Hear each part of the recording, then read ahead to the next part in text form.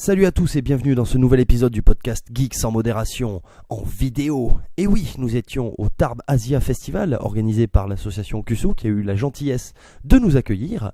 Je vous propose donc sans plus de transition de nous heurter à la faune locale. Moi.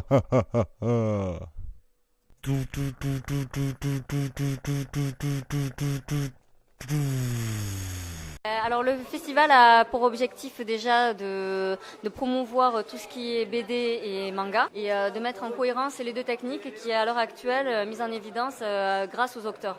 Comme on a là Todd et on a Suki. Donc voilà, et le festival rassemble pas mal et fédère des associations et fédère aussi des commerçants de la région, associations de Pau, paloise, toulousaine. Et à ce jour, on est accueillis par l'hôtel Bellevue. Voilà. Nous avons donc pu rencontrer de jeunes auteurs qui nous présentaient leur travail ainsi que leurs œuvres qui étaient présents sur le stand. Certains avaient des goodies, d'autres avaient même ramené des poneys. Oh, poney. Et nous avons rencontré notamment Tech Terry, alias Tristan Navarro.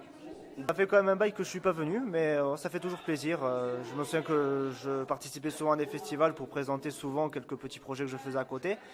Et là, vu que ça faisait bien un moment, je voulais autant présenter un peu ce que j'ai fait durant l'année en concevant un projet BD. Projet qui sur le thème d'un univers à la steampunk, mais c'est plus dans un espèce de monde régi par le temps. Et depuis un an, je vais dire, j'ai fait quelques essais, quelques études de personnages en fait, et je me suis entraîné durant mon année que j'ai fait au Greta en fait. J'ai fait une année d'infographie qui m'a beaucoup aidé niveau couleur et ça m'a beaucoup aidé à m'améliorer sur mon style en fait. J'aime bien autant aussi rester sur le contexte crayonné. Après le numérique, ça m'a beaucoup aidé avec ma formation. Après pour ce qui est inspiration, je m'inspire beaucoup de tout ce qui est jeux vidéo, surtout des RPG on va dire. Les RPG c'est ma plus grosse inspiration, ça m'a beaucoup aidé pour la création du scénario que je suis en train de faire. Et pour le style à peu près, j'aime bien autant travailler sur le contexte cartoon manga en fait. Au début, quand j'avais commencé à débuter sur le manga, je faisais du manga pur, mais à force, je trouvais que ça m'amusait pas spécialement. Je voulais autant après essayer de mélanger un peu les styles français, on va dire, les cartoons traditionnels, pour en faire un style que j'ai plus de confort à le faire, quoi, on va dire. D'accord. Voilà. Et sinon après, outre le style que je fais, je conçois quelques illustrations de dragons. Et ça, c'est un petit peu à côté, quoi. Ma BD pour le moment, elle est encore en conception parce que ça prend du temps. C'est vrai, je suis encore sur les planches. J'ai beaucoup encore. Les planches, je sais que j'en travaille encore dessus parce que là, je suis encore sur tout ce qui est études de lieux, études de personnages, études d'univers en fait, parce que c'est une histoire qui amuse bien parce que je m'inspire de ce que j'ai adoré étant petit, le contexte de l'aventure. Un peu rendre hommage à ce thème que j'adorais étant petit. et merci à toi. Ok. Ouais, tout à fait. Moi, je suis dessinatrice en fait. Je suis illustratrice et je fais aussi ce qu'on appelle, ce que j'ai inventé, du dessin spontané. C'est-à-dire, c'est un dessin que c'est au fur et à mesure en fait de l'action et en fait tout ce que je présente là, les albums, la plupart du temps, c'est des notes que j'ai prises en fait et que j'ai à peine transformées pour en faire des petits. Je présente ça de façon humoristique. Donc en fait, là par exemple, c'est les fleurs de bac. Donc à chaque fois, j'illustre un peu premier degré de façon à ce que les gens puissent. C'est un côté très pédagogique en fait. Et puis après, à côté de ça, je parle aussi de mes voyages. Donc j'ai d'autres albums. C'est un voyage que j'ai fait au Québec. Voilà, donc pareil, je raconte en fait en direct toutes les embrouilles, tous les côtés marrants, voilà. J'ai été une grande fan de manga quand j'étais ado, quoi, vraiment à fond. Et puis après, ça s'est un petit peu atténué. Je suis passée à d'autres influences, d'autres styles de BD. Et puis en fait, tout ça, en fait, je l'ai capitalisé, on va dire, pour en faire mon style à moi, quoi, un style Suki. Donc en fait, voilà, c'est des influences manga, des influences Simpson. Alors moi, j'étais aussi une grande fan des Simpsons.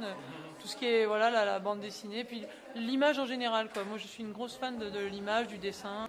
Et justement, les cultures asiatiques me fascinent parce que c'est des cultures très graphiques.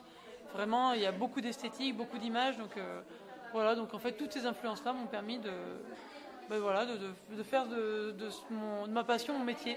Et là, en ce moment, en fait, je travaille sur un projet. Ces planches, en fait, c'est pas moi qui les ai faites, mais on m'a demandé de les refaire en fait dans mon style à moi parce que parce que ce serait plus rigolo. Selon mon client, il m'a dit que voilà, ça donnerait un peu plus de vie. Donc c'est que là, je suis en train de m'entraîner à faire des petits mecs sur des chantiers. Je bosse pour des entreprises en fait. Alors je fais du dessin spontané dans des réunions. Alors par exemple, des réunions un petit peu ingrates sur le RSA ou la médiation cognitive. C'est un truc un petit peu spécial. Et c'est une amie en fait qui travaille là-dessus. Et moi, j'étais à côté avec un vidéoprojecteur et je dessinais en direct en fait, un petit peu comme on voit des fois à la télé. Je commentais en images en fait ce qui se passait. Et je travaille aussi sur des mariages, des enterrements de vie de garçon, enterrements de vie de jeune fille. Et je commente ce qui se passe en direct, quoi. Il n'y a pas très longtemps, j'ai fait un anniversaire de mariage. Les 50 ans de mariage de Janine et Gérard. Et alors voilà, il y avait la mamie qui avait un petit verre dans le nez, il y avait l'oncle qui commençait à se disputer avec la tante parce qu'il y avait un qui était pro-corrida, puis l'autre qui était contre la corrida. Alors du coup, il y avait... Et moi, j'étais là pour commenter et justement sortir le bon petit dessin qui fait rigoler tout le monde et qui fait que tout va bien. D'accord.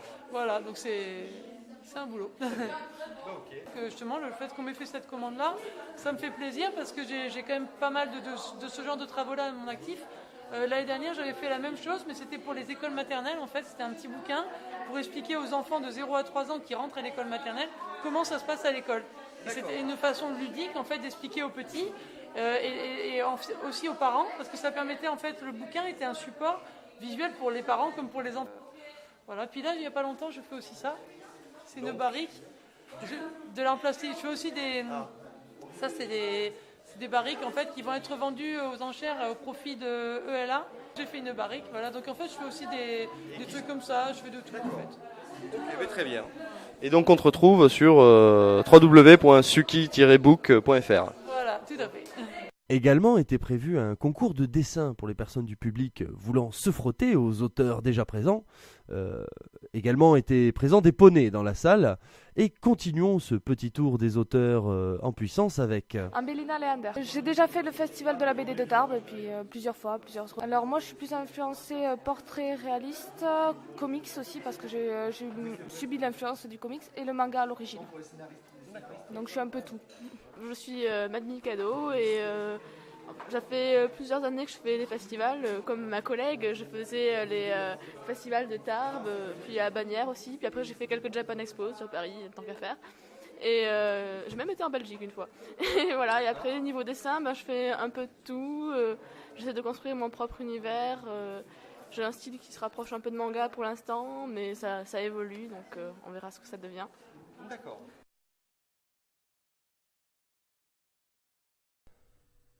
Boing, boing, boing.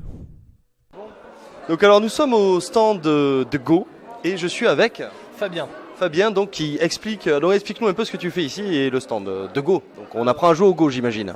On apprend à jouer au Go évidemment. Donc en fait on fait découvrir un jeu chinois qui date de 4000 ans avant aujourd'hui. Donc il est né en 2500 avant Jésus-Christ à peu près. On ne sait pas exactement quand. Et il a été très développé au Japon pendant l'époque féodale. Puisque les Japonais ont beaucoup copié la Chine. Autant les jeux, la cour, les méthodes militaires. Et donc ils lui ont pris le jeu de Go. Et le jeu de Go s'est beaucoup développé en Chine. D'accord. C'est un peu les échecs orientaux en fait. L'équivalent occidental, ça serait un peu les échecs. Est-ce que je peux me permettre cette analogie ou est-ce un peu trop fortuit? Alors en fait, il y a des échecs déjà chinois qui sont, enfin japonais, le shogi. D'accord. Et le jeu de Go a pas vraiment de correspondant oriental, occidental pardon. Ouais. C'est vraiment un jeu unique. Qui est basé, contrairement aux échecs, aux shogi, aux dames, c'est pas basé sur la destruction de quelque chose, c'est basé sur le partage d'un territoire. On va essayer de partager à la fois des influences et des points en disant moi je veux plus que toi, d'accord, mais pas beaucoup plus, comme ça je peux prendre un petit peu plus ailleurs. C'est vraiment, il y a une sorte, c'est pas une guerre, c'est plutôt un partage de terrain. Sur la partie qui se passe là-bas, on voit que Noir arrive à faire un grand centre qui se trouve par là, et Blanc arrive à faire tout le reste du plateau à peu près. Et donc on voit qu'ils se sont partagés. Blanc a dit moi je préfère le bord et les coins, et Noir a dit très bien, laisse-moi le centre. Et donc au final, on verra qui a le plus de points et qui gagne. Je pense que ça sera blanc. Là, on voit que blanc a plus de points, mais en faisant connaître le jeu de Go, on fait avancer le Go en France et il y a beaucoup de gens qui veulent faire avancer, qui espèrent, même notre pédagogue national espère avoir un système de professionnels de Go français un jour. Et j'espère que ça marchera parce que vraiment c'est... D'accord, j'imagine c'est déjà le cas au Japon ou en Chine. Exactement. Au Japon, Chine et Corée, il y a un système de professionnels. Et aux États-Unis. Et États-Unis. Je ne savais même pas, j'apprends des trucs, génial. En direct. Donc voilà. Très bien, ben merci. Merci à vous en tout cas.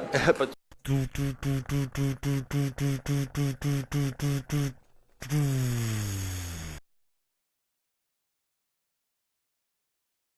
Donc nous, on est une association qui s'appelle Addiction Spirit. On est une association donc, de geeks. On organise un peu de tout, donc du rétro gaming, surtout, jeux vidéo, mais surtout rétro gaming. On fait du papercraft. On propose aussi des badges, des amigurumi. Donc amigurumi, c'est du crochet, des petites figurines faites au crochet. Après, on nous propose aussi beaucoup d'animations. On fait des quiz, des blind tests qu'on a proposés tout au long de l'après-midi dans la grande salle. Et puis après, à côté, on va dire, on participe à plein de conventions et puis on fait partager notre passion, voilà. Donc, ce qui se passe avec Addiction Spirit, c'est que chaque membre apporte son savoir-faire et ses passions. C'est-à-dire le papercraft, avant d'entrer à Addiction Spirit, je ne connaissais pas du tout. Et c'est une de nos membres, c'est Nathalie, qui nous a fait découvrir. Résultat, on s'y est tous mis pour faire une jolie exposition. Presque pareil pour les amigurumi, c'est Amélie qui en fait. Donc là, j'avoue que personne d'autre n'a appris à en faire pour l'instant. C'est assez difficile et c'est assez long à faire. Hein. Et ensuite, chacun cherche des idées pour tenir des stands, animer lors des salons et faire plaisir au public, quoi. Et Fabien qui nous a apporté les perler beads. Des petits dessins en perles pixel art, du pixel art.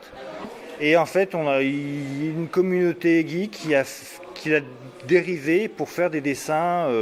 En fait, il y a une partie, on pose les perles sur des plaques à picot. D'accord. Pour justement faire la forme pixel art.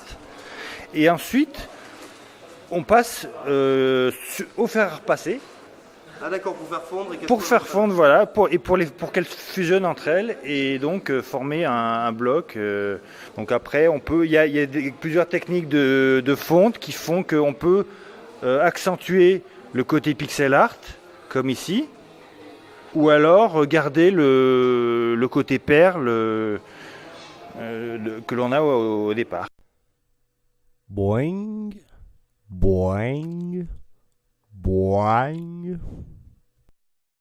Alors nous sommes donc kendoka, donc on pratique le kendo. Donc c'est une discipline japonaise, c'est un art martial, c'est l'art du sabre en fait. Donc puisque kendo c'est en japonais ken donc le sabre et do c'est la voix. Et donc on pratique ça dans les clubs de Tarbes et de Pau respectivement, puisqu'on est les deux clubs ici présents.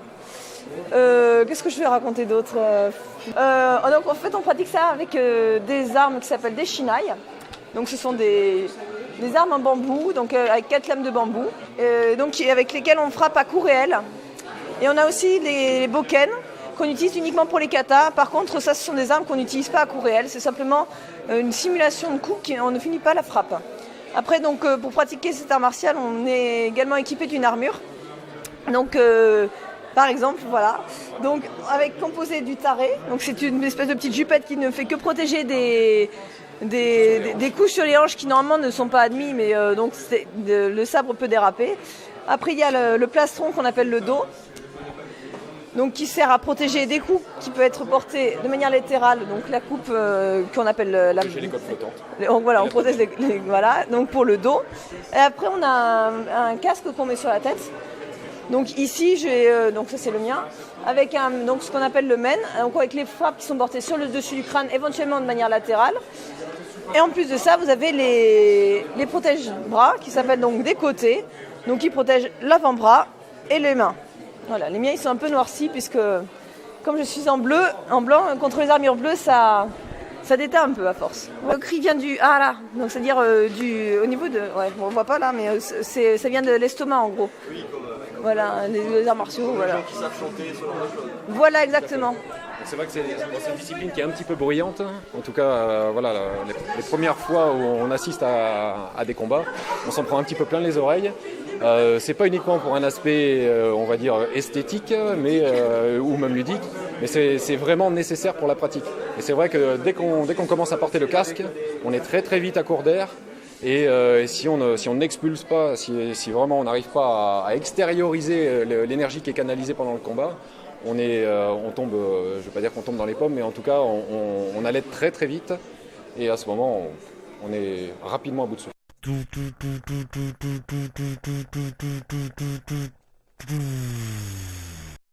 Je suis donc Todd, j'ai jamais pris de cours de dessin, je suis autodidacte, j'ai tout appris tout seul en étudiant les dessinateurs que j'appréciais. Et du coup je suis l'auteur de la BD Flanders Company, qui est ma première bande dessinée, que Kazé m'a proposé de faire suite à l'édition de leur DVD, de la web série du même nom, Flanders Company. Alors tous les travaux que j'ai faits auparavant, c'était simplement sur internet, en webcomics, des petites bandes dessinées que je faisais pour le plaisir, en divertissement sur internet. C'était essentiellement Heroic Fantasy comique. Alors Kazé, c'est eux qui sont occupés du DVD de la série. Moi j'étais pas du tout chez Kazé au départ, j'étais juste un fan de la série, sauf que je suis leurs aventures sur leur série qu'ils faisaient avant, qu'ils faisaient uniquement sur internet, qui s'appelait Damned. Donc j'étais déjà fan de leurs travaux il y a très longtemps, je leur faisais déjà des dessins il y a une dizaine d'années à peu près. Sur leur site, on peut trouver des vieux dessins de moi, qui sont très très vieux, mais du coup ça prouve que je suis fan d'eux depuis très longtemps. D'accord. Et donc suite à ça, à force d'en avoir fait plusieurs, ils m'ont proposé de faire une petite BD dans leur DVD 3, qui ferait un petit livret bonus dedans, donc avec un autre dessinateur qui a déjà fait pas mal de dessins pour eux aussi. Donc petite bande dessinée, moi ça m'a fait tellement plaisir, et apparemment ça a bien plu aussi aux fans, parce qu'après cette petite bande dessinée, ils ont proposé de lancer carrément la vraie bande dessinée officielle. Juste un bonus DVD au départ, et ça se transformait en vraie bande dessinée. Alors j'ai dû modifier un petit peu mon style, parce qu'au départ je voulais pas du tout faire des personnages comme cela, je voulais faire vraiment des personnages un peu plus SD, chibi, plus petits, plus comiques. Mais finalement j'ai préféré faire des personnages un peu plus grands pour que ça colle plus avec l'esprit de la série, plus dynamique, parce qu'il y a quand même pas mal de scènes d'action, choses comme ça, que je trouvais plus sympa, très difficile à rendre avec les chibis, et plus sympa avec cette forme-là. Sinon mon style de dessin, je suis pas mal cherché dans le style des comics au départ. Après j'ai essayé de faire un truc dans le style manga, et finalement j'ai essayé de trouver un compromis entre le franco-belge avec des expressions manga, et du coup le fait que cette BD là permet de faire des références à des comics aussi, donc c'est très intéressant pour moi au niveau mélange de style. Ça dépend, parfois c'était Rudy qui me faisait des demandes sur des petits détails qu'il aimait bien, qu'il voulait rajouter, soit des clins d'œil à la série originale ou des petites choses qu'il avait en tête qu'il voulait mettre. Sinon c'était moi, parfois je peux aussi proposer des éléments de décor, des petites choses aussi à rajouter, donc c'est un travail complémentaire, chacun trouvait des petites idées, les rajoutait. Beaucoup de gens qui ont acheté des BD ont dit qu'ils retrouvaient bien l'esprit de la série dans la bande dessinée, et c'était vraiment ce que je voulais faire. Je voulais une BD qui rende hommage à la série, vu que la coloriste et moi-même sommes fans de la série à la base. Je voulais vraiment faire un truc qui plaise surtout aux fans. Pour l'instant, il y a quand même deux tomes en cours pour la suite de la Flanders.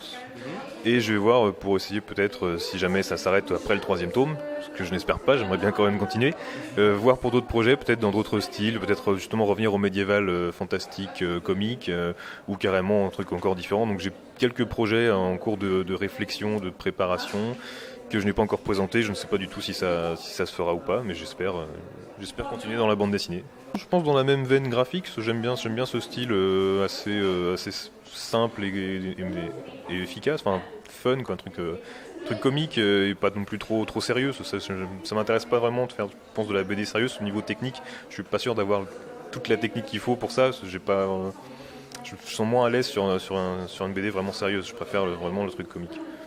D'accord. C'est plus mon style. J'ai un blog, c'est ça que je faisais plus sur les pages de réseaux sociaux. Et Tu peux les citer. Ah, j'ai le droit de dire Facebook. Ouais, c'est internet, il n'y a pas le CSA. Donc sur ma page Facebook, je mets régulièrement à jour tout ce que je fais au niveau dédicaces et parution de petits dessins que je rajoute, choses comme ça. Et sur ma page blog, sur internet. Mais je n'ai plus le lien en tête. Bon, tu me feras passer ça, je te le mettrai On le mettra là, là, ça passe là. Vous voyez l'adresse à ce moment-là, normalement, par là. Et voilà, merci beaucoup. Et je te souhaite longue vie dans la bande dessinée. Boing, boing, boing. C'est la fin donc de ce documentaire sur le Tarbes Asia Festival. Alors on a eu beaucoup de plaisir à le faire, on espère que ça vous a plu. Une petite pensée émue pour ceux qui ne sont pas dans la vidéo, donc je pense notamment à Yannick Cazobon, connu également sous le nom de Lady Vado, et je pense surtout à Serge du BDvore, notre dealer de BD préféré. Donc on espère que ça vous a plu. N'hésitez pas à lâcher des commentaires, que ce soit sur geeksansmodération.com, sur geekdegeek.fr ou sur podcastfrance.fr.